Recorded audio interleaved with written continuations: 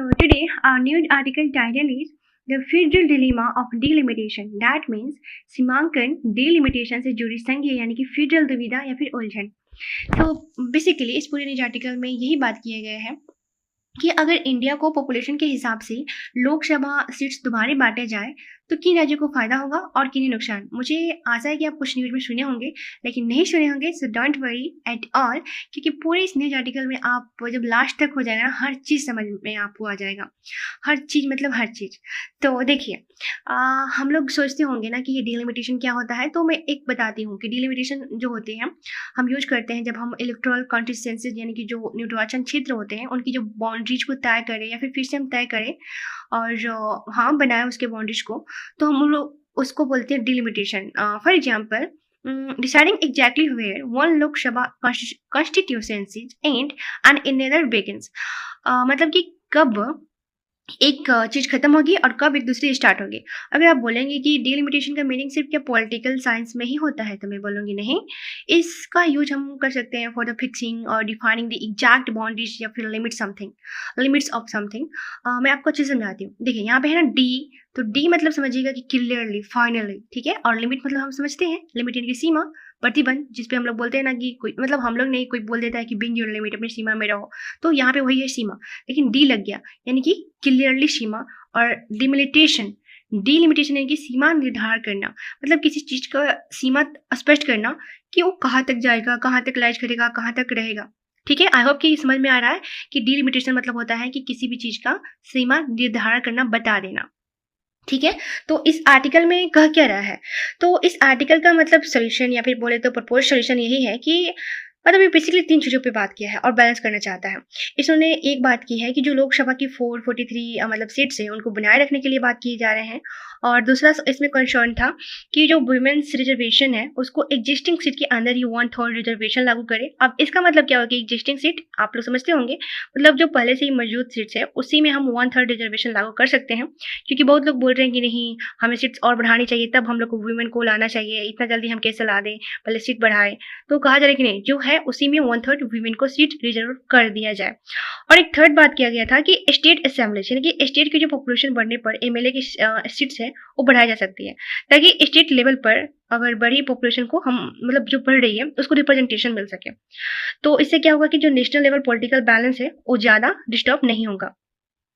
एक बार हम ये न्यूज़ पढ़ रहे थे तो हम सोच रहे थे, जैसे कि शायद आप लोग सोच रहे होंगे, क्योंकि ये पूरे न्यूज आर्टिकल में ना कहा जा रहा था कि ये जो फेडरल डिलीमा है for the delimitation for the upgrading, और या फिर उसे बोलिए इंक्रीज करने का जो सीट बात किया जा रहा है कि हमें पूरे लोकसभा में अब सीट बढ़ानी चाहिए, क्योंकि 1971 के अकॉर्डिंग ही अभी तक चले आ रहे हैं। अगर आप पढ़े होंगे पॉलिटिकल में तो आप नोट किए होंगे कि 1971 के अकॉर्डिंग ही हम लोग अपने पार्लियामेंट्री सिस्टम में जो भी एग्जिस्टिंग लेजिस्लेटिव सिस्टम है वो चलता है।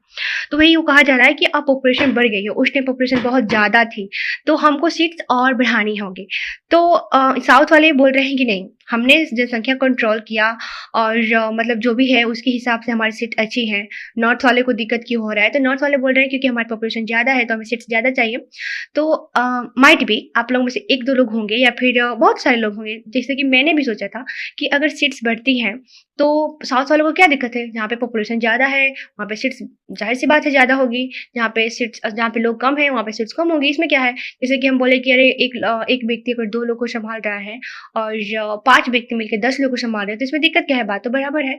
लेकिन बात ये है कि साउथ वाला का कंसर्न ये है कि अगर मतलब नॉर्थ वाले को आप सीट बढ़ा रहे हैं एज पर देयर पॉपुलेशन, तो उनका जो पॉलिटिकल पावर होगा पार्लियामेंट्री सिस्टम में वो ज़्यादा होगा, मतलब रिलेटिवली ज़्यादा होगा, क्योंकि मतलब जो चाहेंगे नॉर्थ वाले वो अपना करेंगे क्योंकि उनके पास सीट्स ज़्यादा है, उनका मतलब बोले तो मतलब रिप्रेजेंटेटिव बहुत ज़्यादा होंगे। इसलिए इन लोगों का कंसर्न है कि हर चीज़ नॉर्थ के अकॉर्डिंग हम लोग को चलना पड़ जाएगा अगर सीट्स बढ़ती है। तो समझ में आया कि क्यों साउथ इस पर बार बार बोल रहे हैं कि नहीं सीट्स नहीं बढ़ानी चाहिए। अब इतना क्लियर हुआ ना, तो चलिए अब हम वोकैबुलरी पढ़ते हैं, और वोकैबुलरी में जो भी वर्ड्स आएंगे हम समझाते जाएंगे और फिर लास्ट में हम एक क्वेश्चन बनाएंगे, उसको हम क्या बोलते हैं इंट्रोडक्शन, बॉडी, वे फॉरवर्ड और कंक्लूजन के साथ समझेंगे। तो उसके लिए थोड़ा सा धैर्य बनाइए, और मैं भी आशा करूँगी मतलब अपने आप से मैं आशा कर रही हूँ कि मैं आपको ज़्यादा नहीं समझाऊँ एक ही चीज़ को, क्योंकि कभी कभी लगता है कि पता नहीं आप समझे कि नहीं समझे तो मैं ओवर कर देती हूँ। तो इसमें मैं चाहूँगी कि मैं बिल्कुल क्लियर रहूँ। अगर आपको कुछ दिक्कत होगी तो सर डो कमेंट, मैं अगले नेक्स्ट वीडियो से उसको अच्छे से और एक्सप्लेन करना स्टार्ट करूंगी। अगर इतना पे इनफ है तो please mention it, okay. So start करते हैं। The title is the federal dilemma of delimitation, परिसीमन की संघीय दुविधा। सरल अर्थ यही होगा कि परिसीमन के कारण राज्यों के बीच जो प्रतिनिधित्व या संघीय संतुलन को लेकर पैदा हुई समस्या। फर्स्ट है हमारा डिलेमा, जो कि बहुत इजी है। डिलेमा इज ए नाउन, जैसे कि आप सभी जानते हैं कि हमारा वोकैबुलरी का मीनिंग हिंदी में होता है, पार्ट ऑफ स्पीच दिया जाता है, इंग्लिश मीनिंग और हिंदी मीनिंग भी होता है, और सेंटेंस जो होते हैं बिल्कुल हमारे न्यूज आर्टिकल से टपक के आए होते हैं, ताकि हमें पूरे न्यूज आर्टिकल के साथ साथ वोकैबुलरी भी समझ में आए, फ्रेज भी समझ में आए और पूरे क्वेश्चन को टैकल करने भी आए। राइट, हो गया। चलिए, so the dilemma is a noun that means a difficult situation requiring a choice, दुविधा। Sentence should be delimitation creates a dilemma between equality and federal balance. परिसीमन समानता और संघीय संतुलन के बीच दुविधा पैदा करता है। नेक्स्ट है हमारा delimitation is a noun that means fixing electoral boundaries and seats, निर्वाचन क्षेत्र का परिसीमन। Sentence should be delimitation determines the number of seats and boundaries. परिसीमन सीटों की संख्या और निर्वाचन क्षेत्र की सीमाएं निर्धारित करता है। नेक्स्ट है हमारा redistribution is a noun that means distribution again in a different way. पुनर्वितरण करना को बोलते हैं redistribution. Sentence should be the redistribution of seats may change the political balance. सीटों का पुनर्वितरण राजनीतिक संतुलन को बदल सकता है।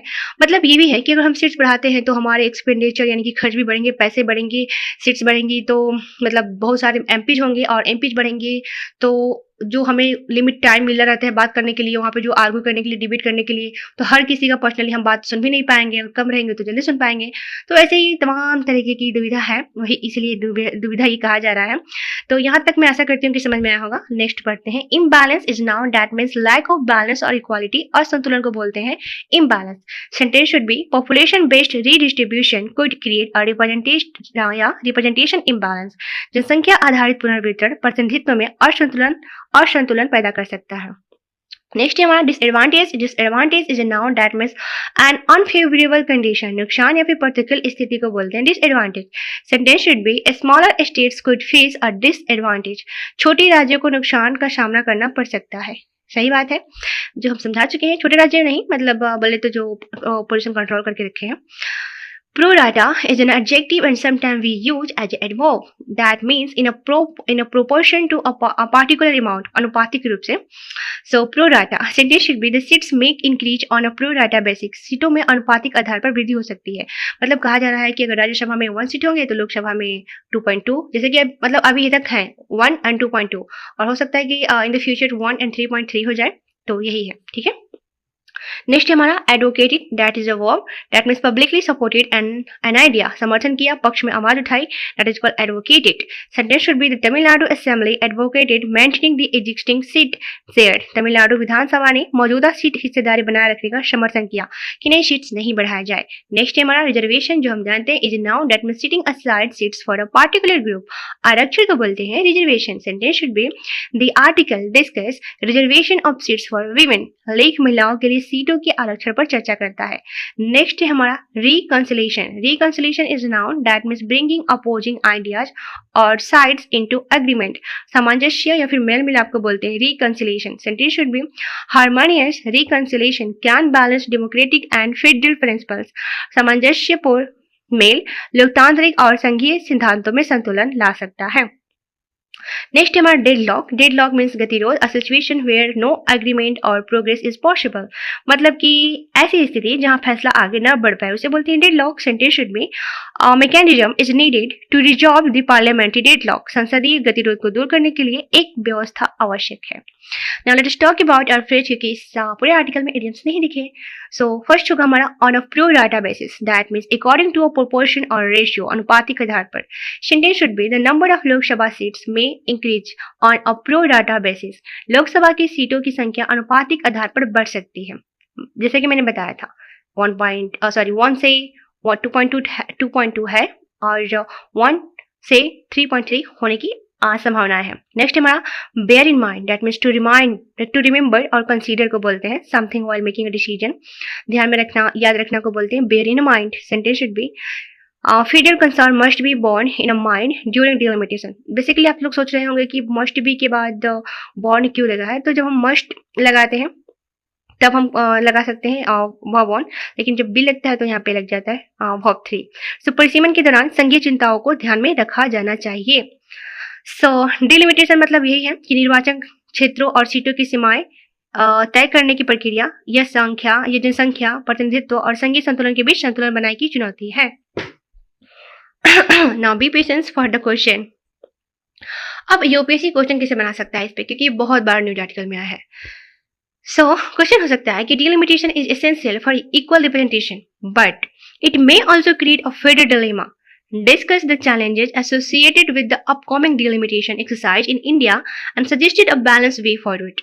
परिसीमन समान प्रतिनिधित्व के लिए आवश्यक है, लेकिन यह संघीय दुविधा भी पैदा कर सकता है। भारत में होने वाले आगामी परिसीमन अभ्यास से जुड़ी चुनौतियों पर चर्चा कीजिए और एक संतुलित आगे का रास्ता सुझाइए। Let us talk about introduction. So delimitation यानी कि परिसीमन is the process of redrawing the boundaries and determining the allocation of seats among electoral constituencies.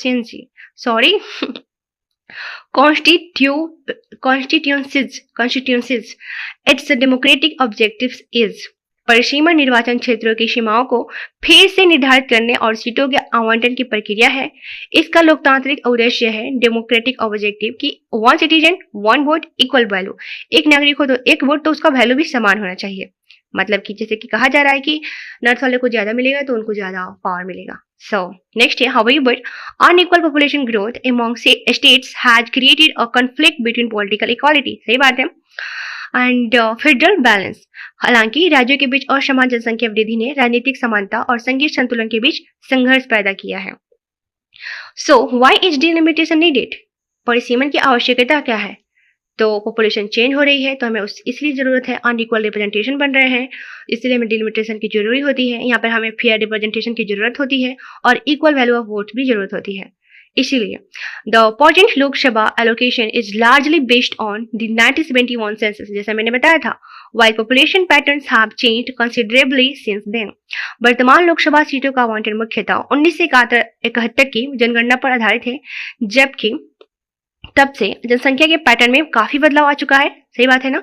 इसीलिए so the core federal dilemma is delimitation का फर्स्ट होगा हमारा जनसंख्या आधारित प्रतिनिधित्व और नेक्स्ट होगा मौजूदा आवंटन बरकरार। मतलब कि कुछ लोग बोलते हैं कि पॉपुलेशन बेस्ड रिप्रेजेंटेशन होना चाहिए, मतलब जितना पॉपुलेशन है, जैसे मैंने बताया था कि 10 लोग हैं तो 5, 2 लोग हैं तो 1।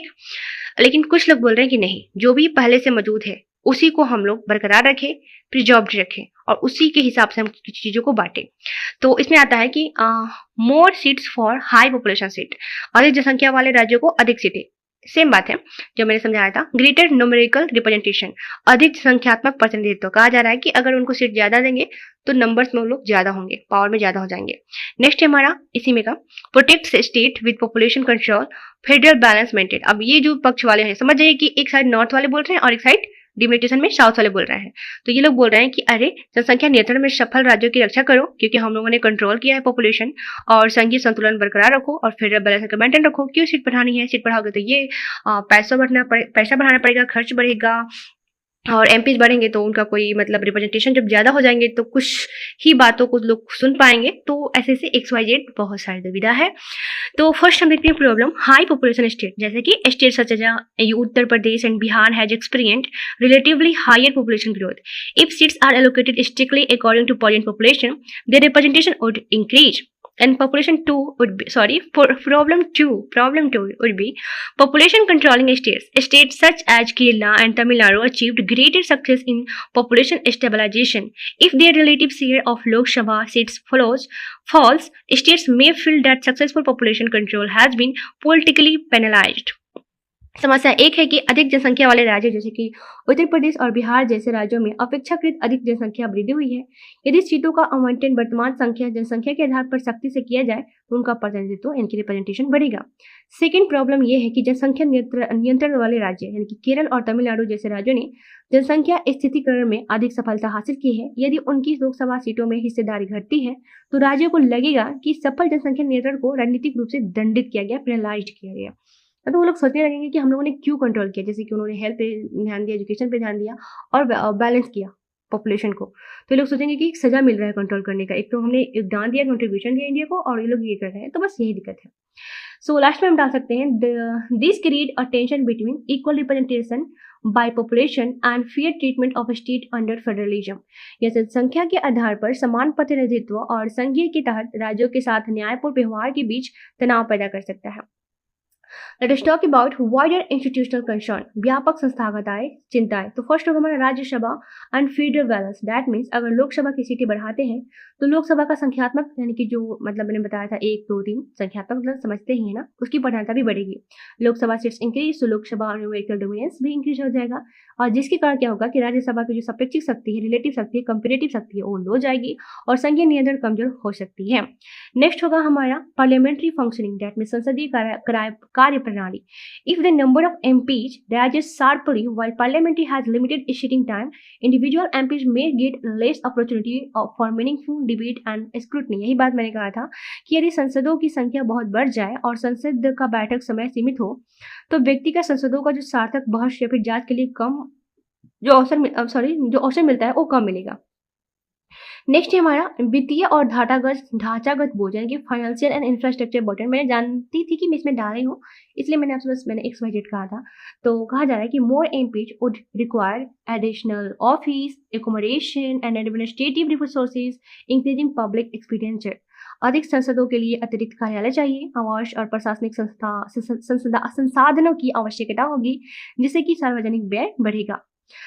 इसमें एक बात मैंने कहा था कि वीमेन रिजर्वेशन का भी बात किया गया था, क्योंकि बहुत लोग बोल रहे हैं कि जब सीट बढ़ेगी तभी हम लोग वीमेन को रिजर्वेशन देंगे। तो उसमें कुछ लोग कहेंगे नहीं, जितना सीट है उसी में 1/3 दे दीजिए। एक तरह का ये अनदर डायमेंशन है, एक अन्य आयाम है। दी 106 कॉन्स्टिट्यूशनल, याद रखिएगा 106वां संविधान संशोधन अधिनियम 2023 provides for 1/3 representation for women in a Lok Sabha and a state assemblies subject to the prescribed delimitation process। 106वें संविधान संशोधन अधिनियम 2023 लोकसभा और राज्य विधानसभा में 1/3 आरक्षण का प्रावधान करता है, जो परिसीमन की प्रक्रिया के पूरा होने पर लागू होगा। अब यहाँ पे डायग्राम के साथ समझते हैं कि delimitation plus women reservation need for careful seat and management and avoid political imbalance. अगर हम परिसीमन लाते हैं, महिला आरक्षण लाते हैं, तो सावधानी पूर्वक सीट प्रबंधन की आवश्यकता है और राजनीतिक असंतुलन से हमें बचाव मिलना चाहिए। नेक्स्ट है way forward, like what should India do, Bharat क्या करे in the future. Protect federal balance, ensure state with successful population control are not disproportionality disadvantage, and next होगा expand representation carefully, any increase in a Lok Sabha seats should balance population and federal concern। Third होगा strengthen the Rajya Sabha, review its strength and functioning so it continue to effectively represent a state। next होगा implement women's reservation fairly without unnecessarily distributing existing federal balance। And fifth, improve parliamentary capacity, increase sitting time and strengthen infrastructure for meaningful debate and scrutiny। Sir एक number होगा, हिंदी में देख लेते हैं कि संघीय संतुलन की रक्षा करें, सफलतापूर्वक जनसंख्या नियंत्रण करने वाले राज्यों को अनुपातहीन रूप से नुकसान न हो। नेक्स्ट होगा हमारा प्रतिनिधित्व का विस्तार सावधानी से करें, यानी कि लोकसभा सीटों में वृद्धि का कोई भी निर्णय जनसंख्या और संघीय चिंताओं में संतुलन बनाए। नेक्स्ट है हमारा राज्यसभा को मजबूत करें, इसकी संख्या और कार्य प्रणाली की समीक्षा करें ताकि यह राज्यों के हितों का प्रभावी रूप से प्रतिनिधित्व करती रहे। फोर होगा महिला आरक्षण को न्यायपूर्ण तरीके से लागू करें, मौजूदा संघीय संतुलन को अनावश्यक रूप से बाधित किए बिना उसको हम अच्छे से लागू करें। नेक्स्ट है हमारा संसदीय क्षमता को बेहतर बनाएं, बैठक समय बढ़ाएं और ढांचागत क्षमता मजबूत करें ताकि सार्थक बहस और जांच सुनिश्चित हो सके। Right, all right boys and girl, now let us talk about our conclusion. So in our conclusion we can say delimitation is not merely a question of increasing seats, it is a question of balancing democratic equality, federalism and effective representation। India should therefore pursue a transparent, consultative and constitutionally balanced delimitation process so that one citizen, one vote is strengthened without weakening the federal character of the Indian Union। परिसीमन मात्र सीटों की संख्या बढ़ाने का प्रश्न नहीं है, यह लोकतांत्रिक समानता, संघीय और प्रभावी प्रतिनिधित्व के बीच संतुलन का प्रश्न है। इसलिए भारत को एक पारदर्शी, परामर्शी और संवैधानिक रूप से संतुलित परिसीमन प्रक्रिया अपनानी चाहिए ताकि एक नागरिक एक वोट को मजबूत किया जा सके बिना संघ की संघीय प्रकृति को कमजोर किए। All right, I hope you enjoy this session. I know थोड़ा सा ये बड़ा सेशन रहा. So if you like it, so do comment and do subscribe it. And if you want this, no, just come on my Telegram and be happy, be healthy in your life.